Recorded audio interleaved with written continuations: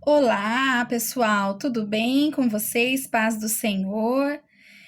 Conversando essa semana com a Jana sobre a possibilidade de estarmos gravando vídeos para as crianças nesse tempo da quarentena.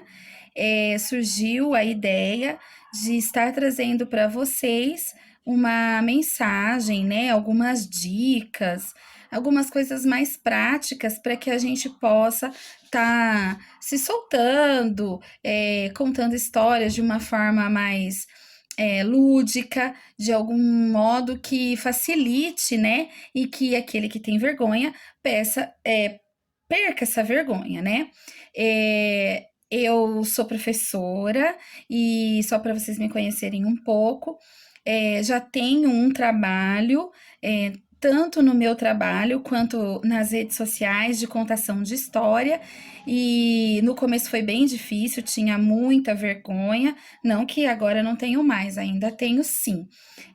Mas a gente começa a aprender técnicas que facilitam esse momento, né?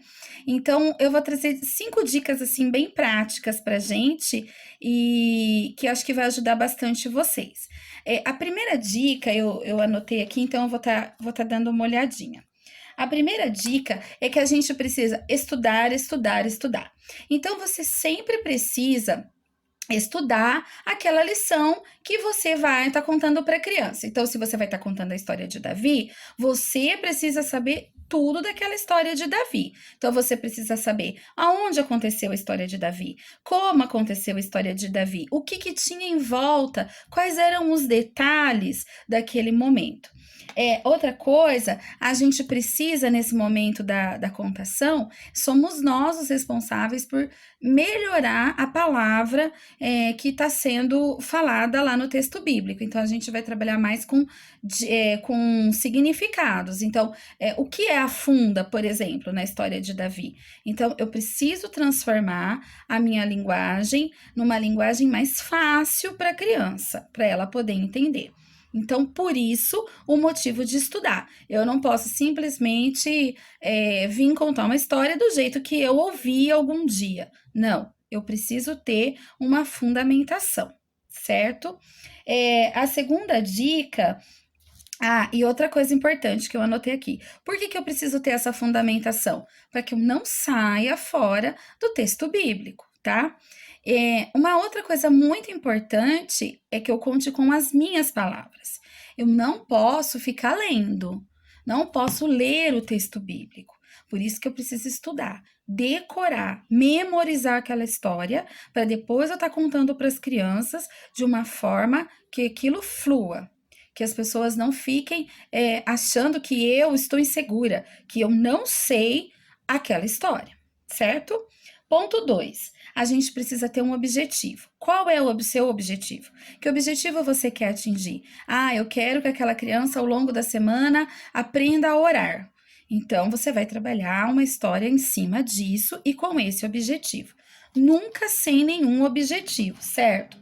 Desculpa de eu estar olhando aqui, mas é para mim não esquecer, tá? E a gente precisa, além dessa linguagem simples, a gente precisa estar ligando essa linguagem, essa história à vida prática da criança. Nós estamos vivendo num tempo de distanciamento, isolamento social, as crianças são espertas, elas sabem de tudo isso, além de estarmos vivendo numa era de muita tecnologia e informação. Então, o educador cristão, ele precisa estar atualizado nesse momento, ele precisa estar interagindo com a criança dentro do nível do mundo onde a criança hoje vive, certo? E tomar muito cuidado com as suas expressões e com a sua fala. Aliás, é as suas expressões e o seu tom de voz que vai estar trazendo para a criança sentido para aquela história. Então, quando eu for estar contando a história, eu tenho que fazer toda uma encenação. E de repente, Davi, ele consegue acertar a funda. Então eu preciso da emoção para minha voz. É a minha voz, é o meu rosto, além de todos os recursos que a gente vai conversar aqui agora, que eu preciso ter, que é o ponto 3. Eu não posso me esquecer de que eu preciso ter recursos visuais. eu preciso estar num lugar adequado, né? Quando você for gravar, que de preferência que tenha um lugar de silêncio, que nem agora eu estou aqui, estou no quarto, fechei a porta, tá tudo quietinho. E se você quiser, você pode até montar um cenário atrás de você com coisas bem básicas que você tem em casa, um lençol, uma colcha infantil, objetos que você tem em casa. Então, a gente geralmente recicla e usa objetos que a gente tem na nossa casa.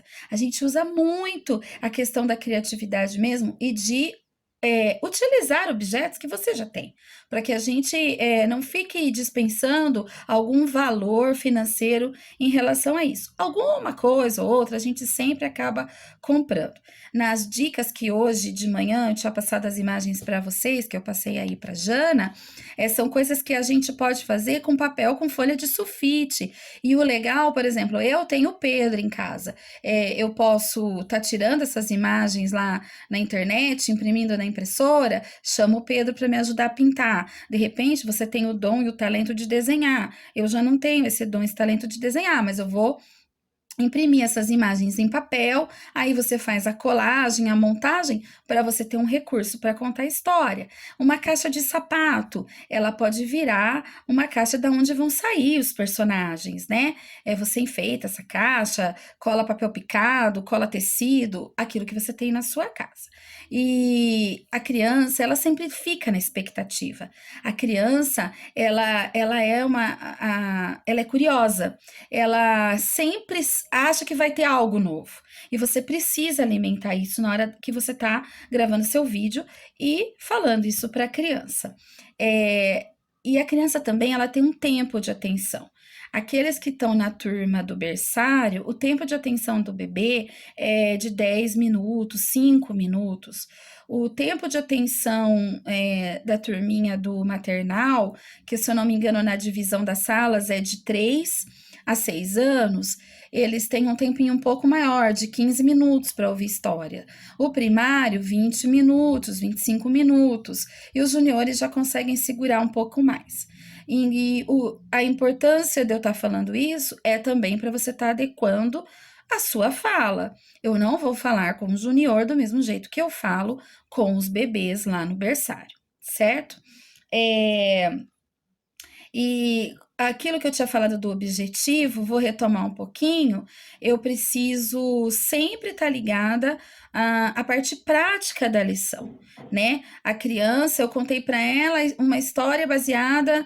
Meu objetivo é que leve ela a orar. Então, ao longo da semana, eu posso dar sugestões de práticas que vão levar ela a orar. Então, orar com o papai e com a mamãe, orar antes da gente se alimentar, orar antes de dormir. Então, algumas famílias já têm isso estabelecido na sua rotina, mas outras não. Então, é nesse momento que você pode estar falando essas coisas.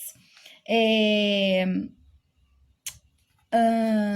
os personagens. Se você tem uma história que você vai utilizar personagens, a gente pode utilizar vários recursos e, como eu disse, que tem dentro de casa. Um exemplo são sacolas, sacola de papelão. Às vezes você pegou sacola que é um pouco mais durinha no supermercado, você desenha ou coloca a imagem de um personagem numa sulfite, cola na frente da sacola. Caixa de papelão, também está tendo caixa de papelão no supermercado. Você pode usar ela como base para colar a sua folha de sulfite e fazer personagens, certo?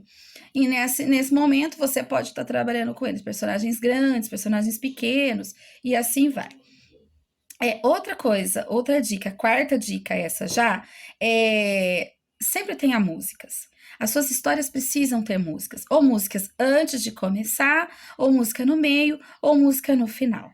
Então, assim, utilize do recurso da música, de cantar, e músicas fáceis. Geralmente, quando eu vou gravar o vídeo de histórias que eu conto histórias infantis que não são bíblicas também, a gente canta música simples. Vai começar a história, vai começar a contação. Se prepara, minha gente, abra o seu coração. Então, assim, a gente com coisas bem simples a gente consegue chamar a atenção da criança. A música chama muito a atenção da criança, principalmente no começo e no meio da história, certo? E sempre também termine fazendo uma oração, né? O seu exemplo é você, é ela vendo você que ela vai aprender. Isso em tudo na vida da criança. Organize o quinto, né? A gente precisa estar organizado e ensaiar. Você que é tímido, que tem vergonha, que tem um pouco mais de dificuldade, é um ensaio que vai te ajudar. Fala várias vezes na frente do espelho, ou até mesmo faz de conta que você está gravando, né? O vídeo, apaga, vai e volta, organize esse lugar, organize você, né? Você vê, ó, coloquei um lacinho, né? Passa um batom, os homens aí pode colocar um boné de um jeito diferente e para que você transforme aquele momento num momento agradável, lúdico, porque ela vai estar te olhando, né? Então, se você tá organizado e aquele ambiente tá colorido, tá chamando atenção, ela vai prestar muito mais atenção na história, certo? Não necessariamente precisam ser histórias longas, de preferência até que sejam histórias curtas, né? E, e nunca improvise. Nunca improvise. Por isso que é importante você decorar, você estudar a lição, para que você não gagueje, para que você tenha isso fluente, organizado no seu pensamento, organizado na sua fala e organizado no ambiente em volta de você. E eu costumo pensar, quando eu estou estudando, né, nas pessoas que privilégio que a gente tem de estar no Ministério Infantil.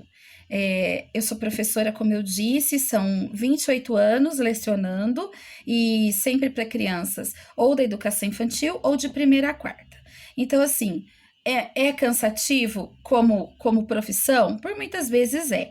Mas quando você para e reflete, é um ambiente extremamente rico, cheio de vida, de felicidade, de sinceridade, e é um privilégio estar trabalhando no Ministério Infantil e se colocar à disposição do serviço do reino, se colocar à disposição do Senhor.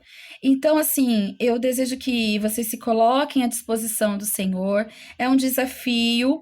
Nós estamos vivendo já um tempo de desafio com a quarentena, e é um desafio que a Jana tem trazido agora para nós, para alguns, né? Para outros é mais fácil, mas é uma rica oportunidade.